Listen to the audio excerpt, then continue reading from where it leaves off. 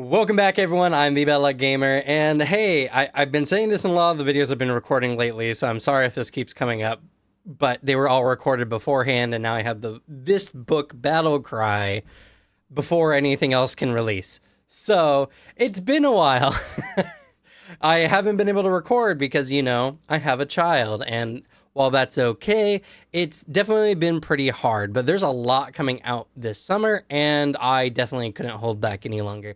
I needed to make some content, especially when it comes to Battlecry, because it's releasing probably what's going to be one of my favorite classes, if not my most favorite class, which is the Commander, the topic of today's video. Though, some of you may have noticed a change in the style of video. These videos are no longer going to be why this class is awesome, blah, blah, blah, blah, blah. I feel like that idea is me trying to persuade to you why a thing is good. And to be fair, when I made the series initially, that was kind of the point, because I felt like people didn't understand the game that much. But people don't want to be convinced. They want to hear your takes on it and make their own opinion. And so that's exactly what I'm going to do. I'm just going to use my massive experience with tabletop and my experience with Pathfinder 2nd Edition to give you my most educated take on what comes out for the game and why it's good and why it's bad. Though, as much as I'm trying to demonstrate my lack of bias when it comes to these kind of videos, I gotta say the Commander's really good, and I could not really find anything to complain about. So yeah, it's just when Paizo comes out with bangers, what am I supposed to do? I'm not just gonna hate for the sake of hate. I'm gonna give my exact opinion, and Commander is really, really good. Now, if you have watched my tier list video, because I know many of you have, I don't think necessarily Commander would be an S tier. I think there's a lot of things. I think it does exactly what it wants to do very, very well. But that doesn't necessarily make it a good all-round adventuring class. It's a really good team class, and if you take the Commander out of a group setting, it has very little to offer. That's not a bad thing, and Pathfinder is inherently a team-based game, so for all intents and purposes, Commander is really, really good. But I'm trying really hard to say I don't have an extreme bias. It's just really solid. So before we get into it as well, and I guess to also hurt my case on the whole lack of bias thing, I want to say thank you to Paizo for sending me Battlecry to review. Now, even though they did send me this is all my own words. I'm not required to say anything specifically. So all thoughts and opinions here are my own. Take with that what you will. I'm not going to say no to free books, and I'm going to keep making the kind of content I've always been making. So some of you dislike that, and that's completely okay, I guess. Then I guess you just don't get to really appreciate the takes for what they are. So, Commander, I have been hyping this class up for a while, and it delivers exactly what you would expect. If you want a full martial support class, this is the best you're going to get in the game.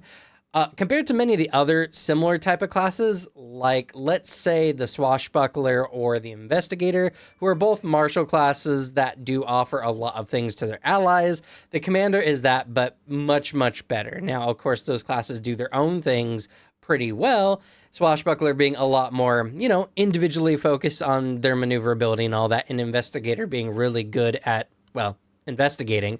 The Commander is good at what the name implies, commanding. They allow their allies to do a lot of the work and make the most use out of their allies. And if you like playing a Mastermind big brain style class, then the Commander is definitely going to be for you, because it's a class that if you want to get the most out of it, you, the player, needs to have some level of strategic thinking and the idea of working with your teammates to be very prominent in your mind, because The feats are very, very much based on, well, the feats and the tactics, which is something I'll get to here in a moment, are very much based on utilizing your teammates. So let's talk about tactics, because that's the whole point of the commander. The commander has some other really good feats and features, but the tactics are the selling point. This is where the class really differentiates itself from other classes. So a tactic is essentially a maneuver you get to make with your allies that are just actions during your turn. You can consider these similar to feats because in many ways they operate like feats, but they exist outside of the feat design. So you don't take tactics as feats, you get tactics as you level up inherently, which in many ways you can just consider tactics are just kind of like bonus feats, which is really, really cool. Granted, many classes get some similar type of features. The tactics, I feel, are probably some of the most prominent of this type of design for Pathfinder.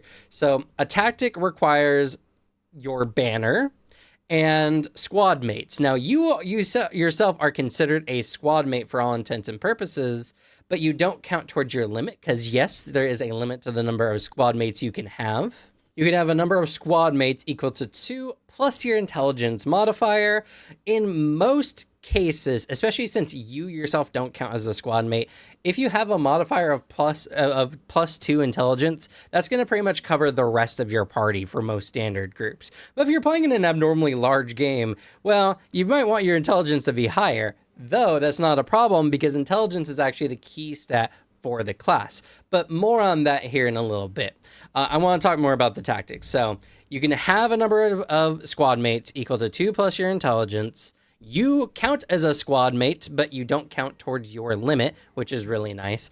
And more specifically, you need a banner, which is this big block of text here that I'm just going to boil down for you.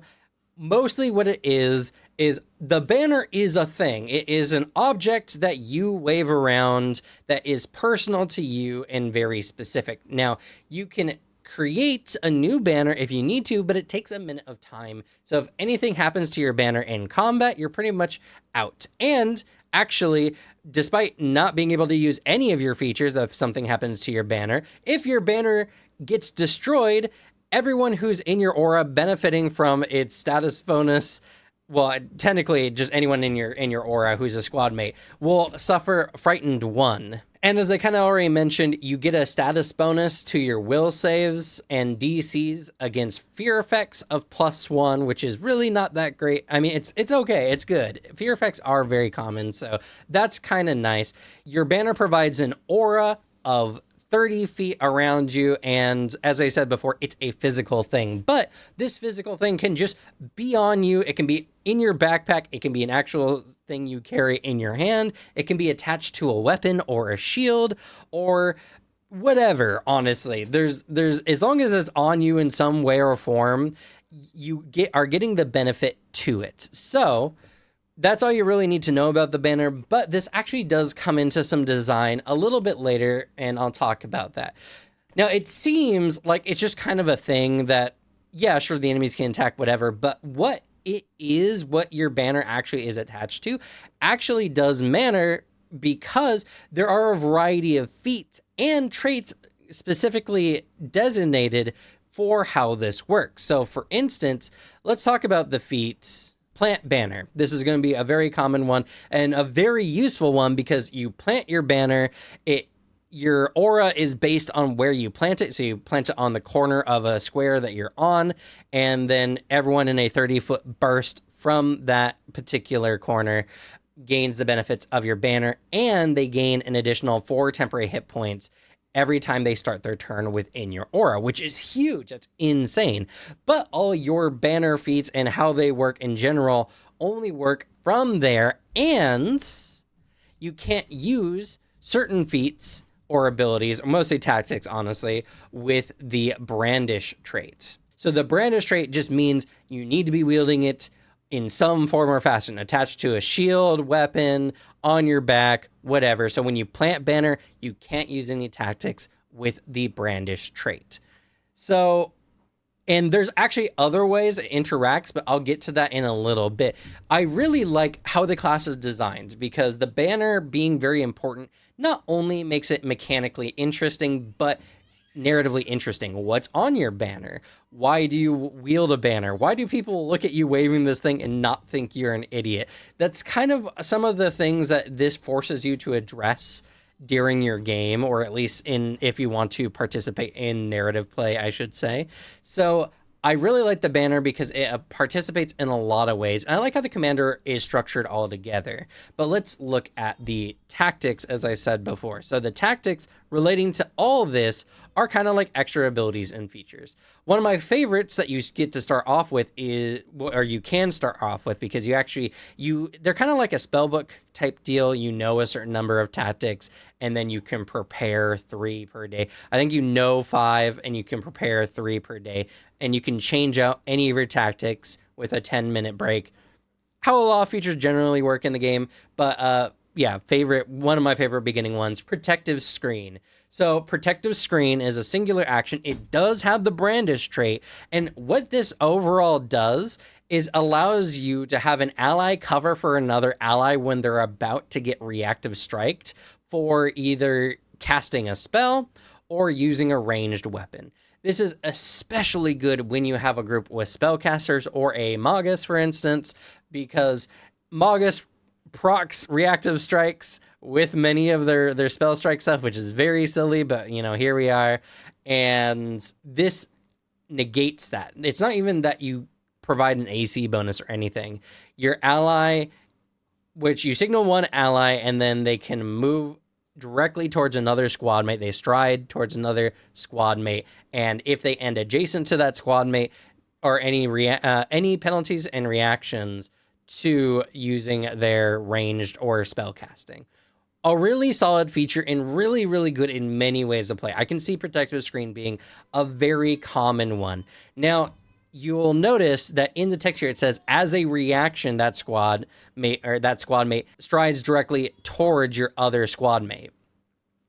Now, you count for this, so you can actually go and run up to your squad mate to benefit from this as well. That will move your aura, and just keep that in mind. But it's a reaction. Though, starting off at level 1, the commander gets drilled reactions where once per round, when you use a tactic, you can grant one ally of your choice benefiting from the tactic an extra reaction. This reaction can only be used for that tactic that you're intending to use and is lost if otherwise unused. So, what makes Protective Screen really good and the overall design of the class really good is, yeah, sure, I could use this as a feature for myself. I could just be the support character. I could be doing all the things to help my teammates, right? And not making my allies do special kinds of reactions. But for things like this, it's more efficient for my ally to go and take that reaction because they get it as a free reaction, and I get to keep my reaction and they get to keep their reaction essentially. So this actually more benefits teamwork aspects, and Protective Screen has another general feature where you can just move allies to other allies essentially for free. I mean, you can do that once and you have 2 other actions and you might want to use another tactic, but the strategic implications are massive. There's a lot that can be done even with this one tactic that I've mentioned to you so far. And I guess I should also mention this as well, but an ally can only respond to one of your tactics per round. So while you can manipulate your entire team using multiple different tactics, each one can only respond to one tactic at a time. So keep that in mind, but overall, this is really good. You got a very martial heavy team, Protective Screen, really, really good. If you got a bunch of squishies on your team, Protective Screen, also really good. Because the silly thing about it too, and to be fair, I think there are probably some other ways of getting the benefit of this, but Protective Screen can also just move a squishy ally to another ally who's further back for whatever reason. Granted, they don't get the benefit of the lack of reactions, and if they're in a spot, where they're in danger, then obviously they won't. But I'm just saying, like, if you're really tactically minded and you're keeping an overall view of the battlefield, many of these tactics can be used in very interesting and unique ways, which is one of the reasons why I absolutely love the class. But if you are more on the simple end of things, you just want to be a field general who's just telling your troops to stab, stab, stab, kill, kill, kill. Well, there are some good offensive ones as well. Shields Up is a really good one. This is not very offensive per se, but this is really, really good for many types of builds because Shields Up, you just command all your allies to raise a shield as a reaction. And if they are a spellcaster and they know the shield cantrip, they can use that as well. And for one of them, you can designate them as being the one to get the benefit of the free reaction. So if you have a big shield using character on your team, like, I don't know, the Guardian, for instance, this is really good to get their shield up for free, essentially, just using one of your reactions. Sure, they can't do one of your other tactics, but like, hey, that's a really good benefit for them. And for spellcasters specifically, it's so incredibly hard to get the shield cantrip as a reaction. So this is a very solid way to do that as well. But okay, stab, stab, stab, kill, kill, kill. Strike Hard is perfect for that. It's 2 actions. This one also has the Brandish trait, and you command your ally to attack. You signal a squad mate within your aura, and that ally immediately attempts a strike as a reaction. It's 2 actions to give your ally a reaction, and because you can give a free reaction once per round, I mean, it makes a lot of sense. This is really good. If you're just moving in and you're just telling them, like, shoot, or whatever, it just says a strike. It doesn't even have to be a melee strike. So Strike Hard is really good if you're charging in and you're just telling your archer to shoot as you move into the combat. It's very solid. Now, you get tactics all the way up towards the end game, ending with legendary tactics, and the legendary tactics are exactly that. They're crazy. One of my favorites is Insta Ballista. It's 2 actions, and you designate 4 other people to help you build a ballista and immediately fire it as a group activity, which is super funny. And the really extra fun part about this one is you have to designate your allies when you choose this tactic on who's going to help, because each of them carries a bit of the ballista, and the ballista is 8 bulk in total, but you can give them out in 1 bulk chunks. So everyone can carry 2, a stronger character could carry more. There's all kinds of interesting ways this can be done, but I love it. And the ballista's insane. You get a bonus to the attack equal to the number of assisting squad mates, maximum of +4, and it deals 10d12 piercing damage. Now, you can only do this once per day, but like once per day, you can just pull out an Insta Ballista for 2 actions, put it together, and fire it at someone. That's great. I love the narrative implications for this because they're carrying the bits and pieces of it. It has a very aesthetic appeal to it, and it shows a lot of cooperation with your allies. To use this kind of feature, you would have to be talking to your allies all about it because they're carrying heavy piece of lumber to help fire this thing. It's all really interesting. And in this one as well, you'll also notice you can get free actions from this. Many of the tactics have, in addition, a stride or some other type of reaction as a free action, as the actual intended action is going to be the reaction part. So I absolutely love Insta Ballista. I think it's really, really cool. And there's many, many tactics that are really cool like this.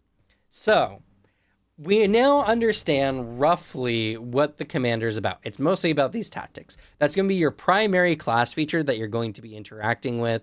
And it's kind of like a Martial Book of Spells. I absolutely love it. I think that's really cool. But let's talk about their stats. So I mentioned this before, but their key attribute is intelligence. And they only get 8 plus your constitution modifier in HP. Now, that's not that bad, but for a martial class, I mean, there's a lot of martial classes that have 8 plus con, but for this class specifically, because you need to be kind of more upfront to get the benefits of your banner to your frontliners, you are somewhat more at risk. But if we take a look here at their proficiencies, specifically their more combat orientated ones, they are trained in up to martial weapons and all armor, which is really cool.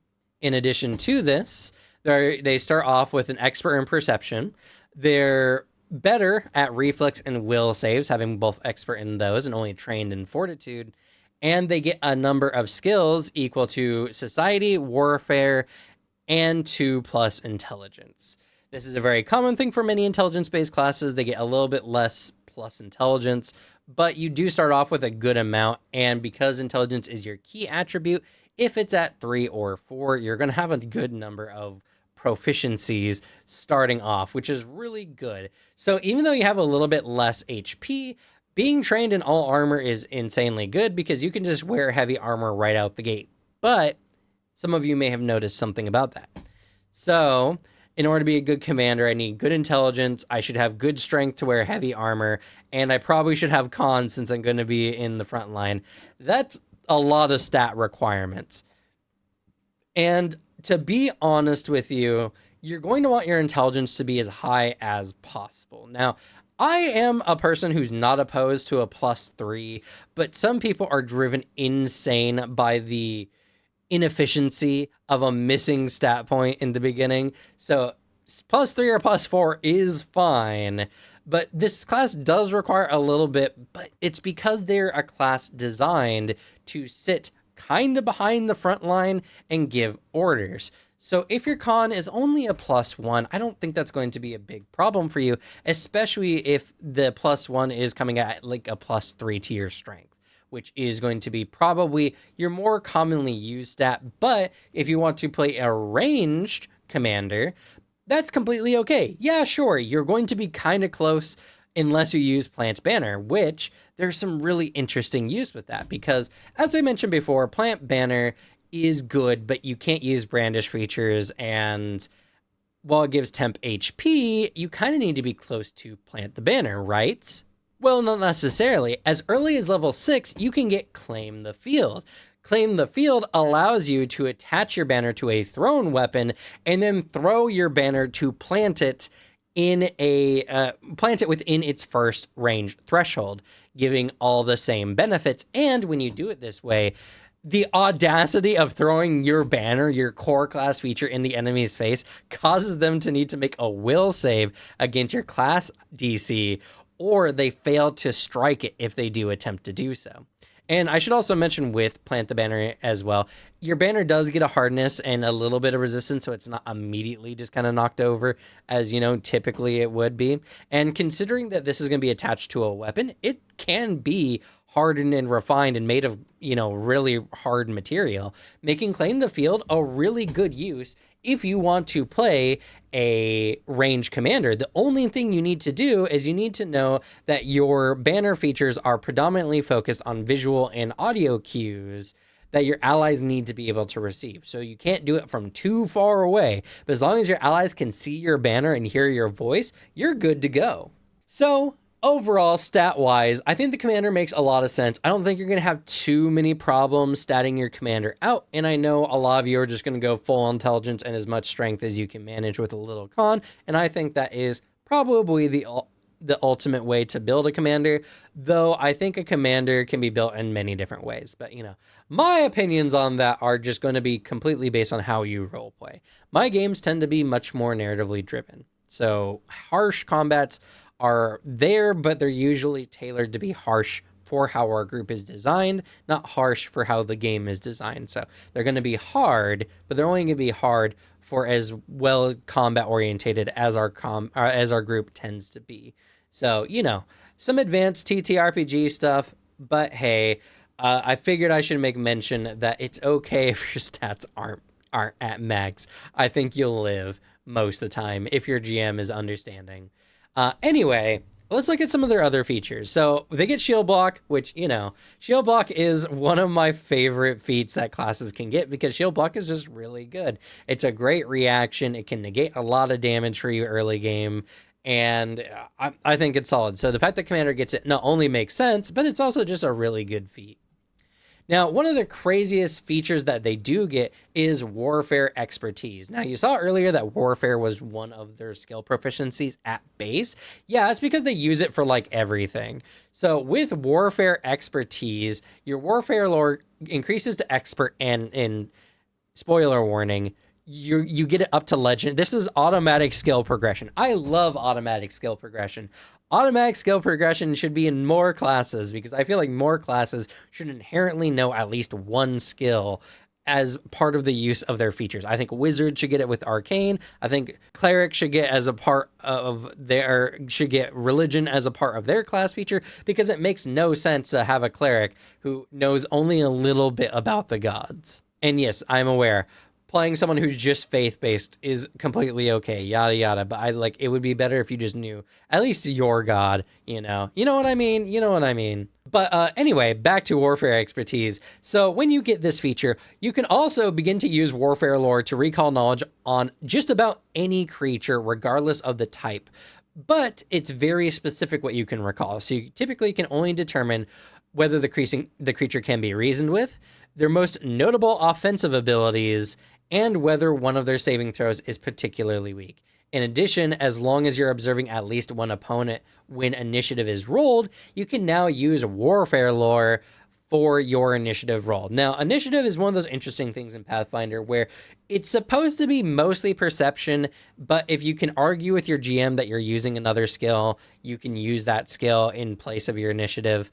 I like this feature a lot because, one, it uses intelligence with your warfare lore, which means you can have intelligence be your core stat and not worry about wisdom for when you're going during a combat turn, which is really good for a class that more or less really wants to go first to help position your allies to better operate during their combat round. So this is mechanically genius, makes a lot of sense, and I love using other skills for other abilities as long as it doesn't get too much. And to be fair, Commander can use warfare for a lot, but for the most part, it's mostly just for recalling knowledge about some basic things, and it's for rolling initiative, which is really good, and it automatically progresses with you, which I love. So looking over their other features, they don't really have too many other standout ones. They get master in most things except for their fortitude saves, which are their weakest saves. But they get master proficiency in armor, weapons, their will and reflex saves, even getting the improved versions for those. They also get master in perception. So you're pretty standard fare. Though, one unique thing about them is the fact that at level 19, they get Legendary Tactician. Now, this gives you Legendary Tactics. So, you only get those really, really cool ones like Insta Ballista. Unfortunately, at the end of the game, so that's how it is, sadly. But the thing I want to make extra mention of is this also gives them Legendary Class DC. Legendary Class DC is super rare in the game. Only a few classes get this, and why it's more interesting on the commander is, well, many other classes use their class DCs for a lot of their features, and to be fair, the commander does as well. The commander is also a martial class, unlike many of the other ones, and thus can benefit from certain kind of magic items a little bit better, or some other kind of archetype features that use your class DC rather than whatever other types of DCs.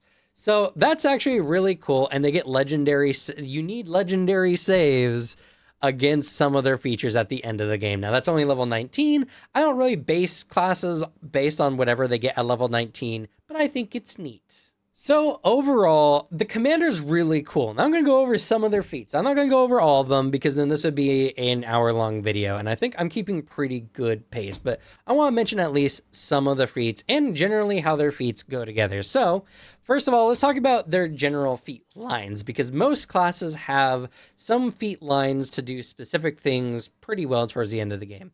We kind of already looked at Plant the Banner and Claim the Field for kind of range commander stuff, though there's not too much more on that end besides maybe one or two other feats.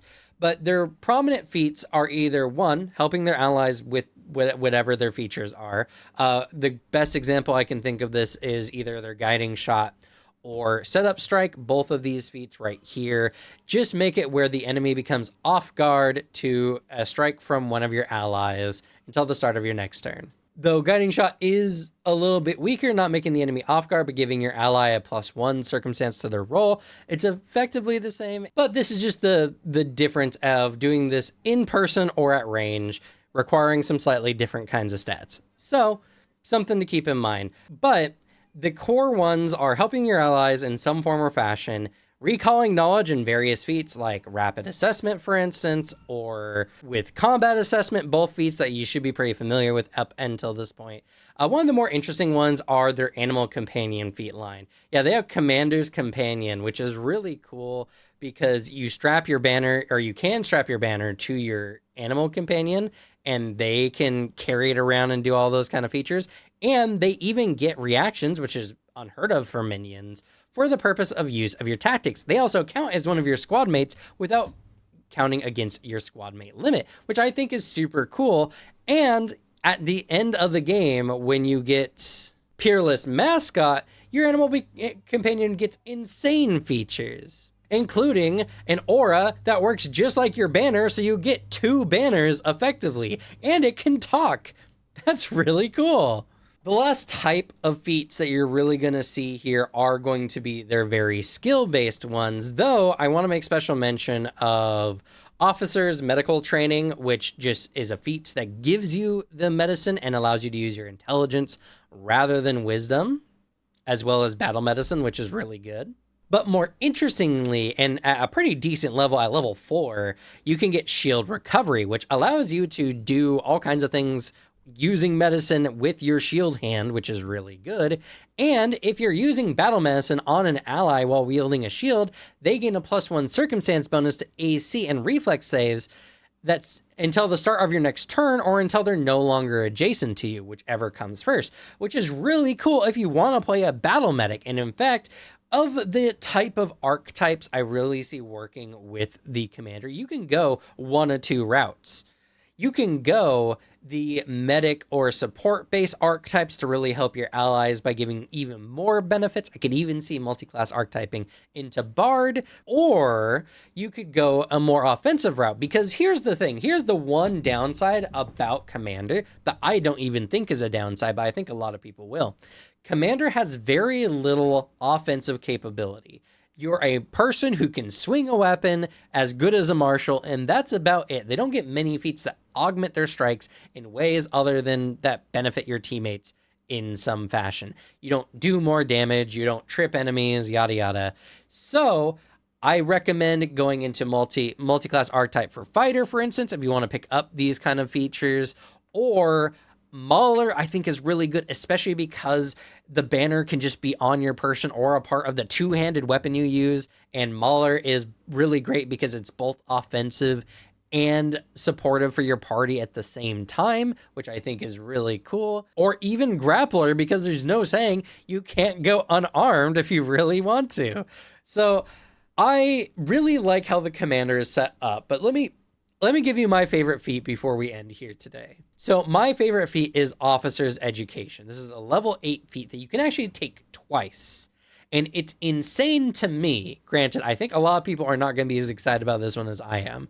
But Officer's Education is insane because it gives you 2 trained skill proficiencies, an expert in a skill that you were already trained in, you learn an additional language that you don't already know, and you gain 1 general feat that you meet the prerequisites for. Why I think this is pretty insane is this is a great way to make your commander super well-rounded to do all the things you want to do. I get a certain idea for a story for my character. I want them to be mechanically good, yes, and many of the commander's features work pretty much without need for, like, more offensive styles of feats. Many of their tactics work just fine as is without needing feats to back them up. So Officer's Education is really interesting to me because it can round out some of those features I just didn't have the time to pick up. And because you can select this twice, you can make a character who's just terribly competent. They're competent in pretty much anything they want to do. And I think that's really, really cool. Getting additional languages can be a narrative thing as well. You've been in a region for long enough, and you're like, oh yeah, I just picked up the language talking to some of the locals in my spare time. That's so cool. That's so interesting narratively. So I really, really like Officer's Education.